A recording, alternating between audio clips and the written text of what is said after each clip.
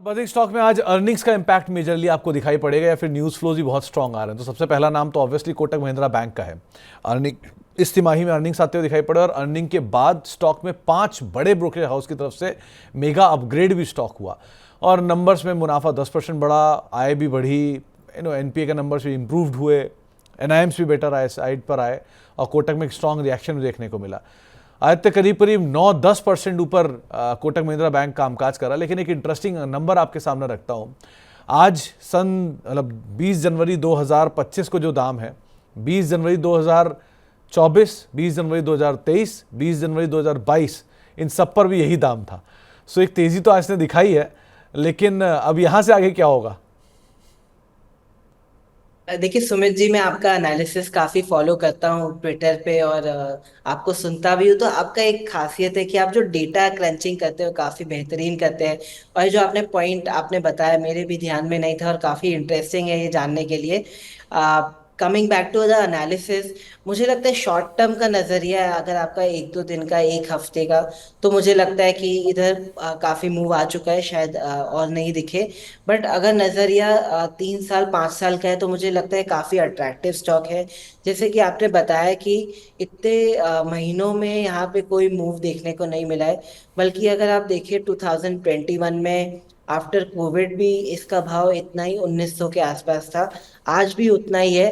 But bank में revenue growth देखने को मिला है। तो अगर 3-5 साल का नजरिया है तो यहाँ पे बिल्कुल बहुत पॉजिटिव नजरिया बनता है मेरा। क्योंकि लार्ज कैप स्टॉक्स टाइम लेते हैं बढ़ने में, मिड कैप की तरह नहीं बढ़ते, थोड़ा समय लेते हैं। बट एक कंसोलिडेशन के बाद नई तेजी की शुरुआत हो रही है ऐसा लगता है। अगर बाजार का सपोर्ट रहा तो यहाँ पे ऑल टाइम हाईज भी बहुत जल्द देखने को मिल सकते हैं। But medium to long term नजरिया बनाए, लॉन्ग टर्म के लिए बहुत बेहतरीन कैंडिडेट है अपसाइड के लिए। लॉन्ग टर्म के अपसाइड के लिए बढ़िया कैंडिडेट है, लेकिन हाँ, नियर टर्म मीडियम टर्म थोड़ा सा यहाँ पर एक अभी की तेज़ी इसमें आ चुकी है। आज 9% गैप मिल गया आपको नंबर्स के बाद। सो अब थोड़ा फिजल आउट होगा, लेकिन लॉन्ग टर्म के लिए कंपनी बहुत अच्छी है। इसके अलावा दूसरा नाम आता है विप्रो का। यहाँ पर भी नंबर्स आए वीकेंड पे और नंबर्स के बाद स्टॉक में एक बहुत अच्छा रिएक्शन देखने को मिला। एडीआर भी करीब 3% के आसपास की बढ़त में कामकाज कर रहा था। और अगर आय फ्रंट पर या फिर मार्जिन फ्रंट पर देखा जाए तो बढ़िया नंबर, रुपी रेवेन्यू करीब 22,196 करोड़ से बढ़ के 22,285 करोड़ के आसपास तिमाही में आता हुआ दिखाई पड़ा। मार्जिन इंप्रूव हुए। इसके अलावा अदरवाइज जो एबिट का नंबर है वहाँ पर भी इंप्रूवमेंट है, करीब करीब 3899 करोड़ रुपए के आसपास का एबिट इस तिमाही में देखने को मिला क्यू ऑन क्यू बेसिस पर। आदित्य, आप आईटी पे तो अपना व्यू शेयर कर ही रहे हो, लेकिन विप्रो एक प्योर आईटी नहीं है, इसमें कंज्यूमर ड्यूरेबल भी है और आईटी भी है। सो कैसे रीड कर रहा हो विप्रो को? बिल्कुल, देखिए एफएमसीजी बास्केट में भी रिसेंटली थोड़ी सेलिंग देखने को मिली है एंड कंज्यूमर ड्यूरेबल भी थोड़े थोड़े सुस्ता रहे हैं रिसेंटली। ओवरऑल मुझे लगता है विप्रो के भी पैटर्न इस तरीके से ही है। अगर टेक्निकली हम ड्रॉ करें तो स्टॉक अपने एक रेजिस्टेंस मार्क को रीच कर चुका है, जो है 300 से लेके 330। यहाँ पे सेलर्स थोड़े से हावी हो जाते हैं। तो स्टॉक को एक बार वेट करने दे 330 का लेवल निकालने के लिए। जो सेलर्स बैठे हैं इनकी सेलिंग एब्जॉर्ब करके जब ऊपर निकले तब एक कन्विक्शन बाय बनेगा। अदरवाइज मुझे लगता है ये भी एक सेल ऑन राइज कैंडिडेट है। टेक्निकली अगर बात करूँ तो मुझे लगता है इसका सपोर्ट बनता है 260 का। तो यहाँ पे मैं बाइंग सजेस्ट नहीं करूंगा। 260 है तो वापस रिकंसिडर करें, वहां पे रिस्क रिवॉर्ड थोड़ा सा बेहतर है। और हाल फिलहाल तो अवॉइड कैंडिडेट रहेगा मेरे लिए। फिलहाल के लिए अवॉइड करें, लेकिन यहाँ नहीं, कहीं नीचे मिल जाए तो एक बार को आप इसको अदरवाइज नज़र बना के रख सकते हैं। एक बार वोडाफोन आइडिया और लेकर आइए। ये सबका चहेता भी है और बढ़िया तेज़ी में भी है। टेलीकॉम कंपनियों के जो एजीआर बकाये में 1 लाख करोड़ रुपए के आसपास की राहत आ सकती है। इसका सबसे बड़ा बेनिफिट इनफैक्ट वोडाफोन आइडिया रहेगा। इसलिए स्टॉक में आज 12-15% तक का मूव एक समय पर देखने को मिला था। आए तो ये स्टॉक पे बहुत सवाल आते हैं, हर रिटेल निवेशकों को पसंद भी है। इसकी तेज़ी में हर बार कुछ ना कुछ ट्रिगर आता है, जैसी वैसी ही चल पड़ता है। करना क्या चाहिए जिनके पास पड़े हुए हैं और जो भाव देख के नई खरीदारी करने की इच्छा रख रहे हैं उनके लिए? बिल्कुल, सबसे पहले डिस्क्लेमर देना चाहूंगा, इस स्टॉक पे हमने हमारे क्लाइंट्स को बाय की सलाह दी थी लास्ट हफ्ते में। आज मुनाफा वसूली की है। तो शॉर्ट टर्म का मूव जो आना था वो लगता है एक बार के लिए आ चुका है। एक दो दिन का जो नजरिया था उसमें प्रॉफिट बुकिंग हो चुकी है। अब देखिए स्टॉक ऐसा है, इसको आप इस तरीके से डिफाइन कर सकते हैं कि ना जीने देंगे ना मरने देंगे। ऊपर की साइड जाता है तो नीचे आ जाता है, नीचे की साइड आता है तो ऊपर आ जाता है। सपोर्ट से बाउंस मिलता है और रेजिस्टेंस से करेक्शन देखने को मिलता है। तो इतना लंबे चौड़े करेक्शन के बाद स्टॉक में क्या था, अभी एक लिफ्ट होने के चांसेस थे, बाउंस बैक होने के चांसेस थे, जो 7 का लेवल था। तो इसमें क्लासिकल स्ट्रैटेजी बनती है, जब स्टॉक नीचे के लेवल टेस्ट करे, जो है इसके 6 से लेके 8 के लेवल, वहां पे एक बाइंग का नजरिया बनता है। और ऊपर की साइड 12 से लेके 14 एक सेलिंग का व्यू बनता है।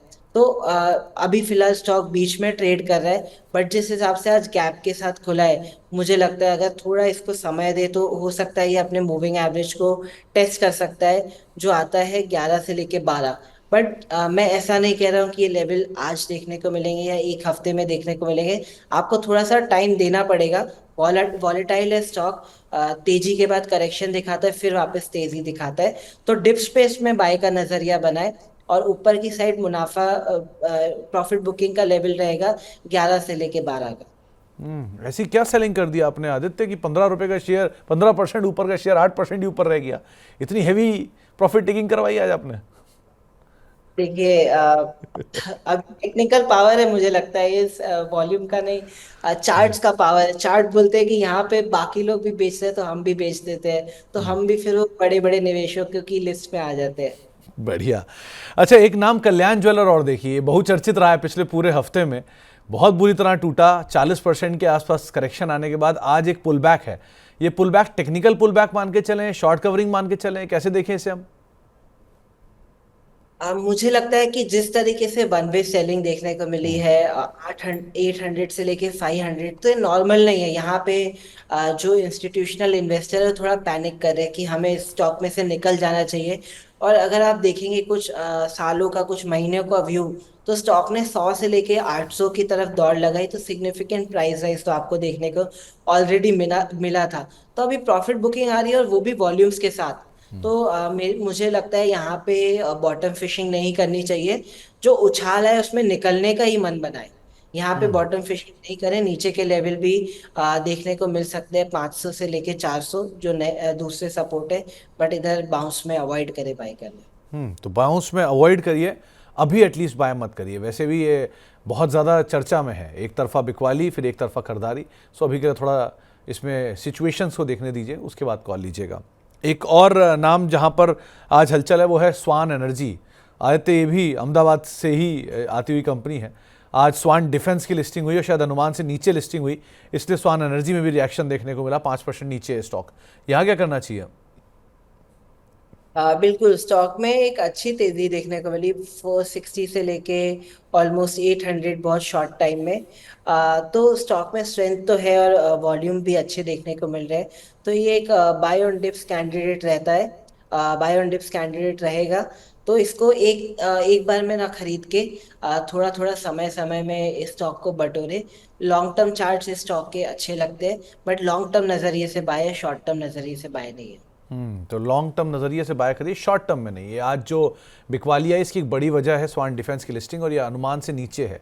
और दूसरा, एक buy on rumour sell on news भी आप कैसे कह सकते हैं, कई दिनों से ये खबर बाजार में चल भी रही थी। सो इन दोनों का इंपैक्ट आज स्टॉक में आता हुआ दिखाई पड़ा, जिसके दम पे स्टॉक में थोड़ी सी बिकवाली आज के सत्र में आते हुए दिख रही है। एक इंडियन होटल और देखिए आदित्य, करीब करीब 32% के आसपास मुनाफा बढ़ा है इसका, और रेवेन्यूज़ भी 29% के आसपास बढ़े हैं। लेकिन ये उस सिचुएशन में आए हैं नंबर्स जब ऑलरेडी शेयर अपने ऑल टाइम हाइस के नज़दीकी तक पहुंच गया था। करना क्या चाहिए यहाँ पे? देखिए बहुत टाइम से होटल सेक्टर में बहुत अच्छा अपसाइड देखने को मिल रहा है, एंड ये स्टॉक ने भी बहुत दौड़ लगाई। वेराज जो बाकी सेक्टर्स हैं, ऑलरेडी हम सुन रहे हैं कंजम्पशन थोड़ा सा डाउन चल रहा है एफएमसीजी में।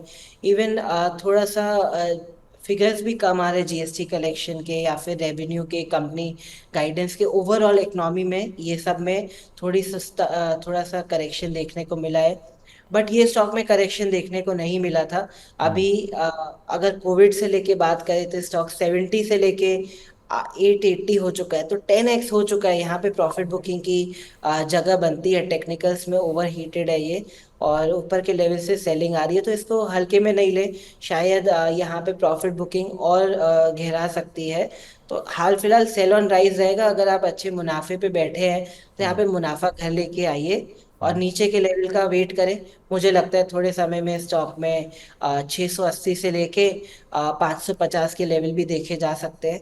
तो हाल फिलहाल सेल वाला कैंडिडेट रहेगा ये। तो अभी नहीं, लेकिन हाँ थोड़ी सी बिकवाली यहाँ पे आते हुए दिखाई पड़ सकती है स्टॉक में, तो इस लिहाज से भी आप इसके ऊपर नजर रखिएगा। तो ये बजिंग स्टॉक्स जहाँ पर आज काफ़ी हलचल थी। अब लौटते हैं वापस सवाल जवाब के सिलसिले के ऊपर।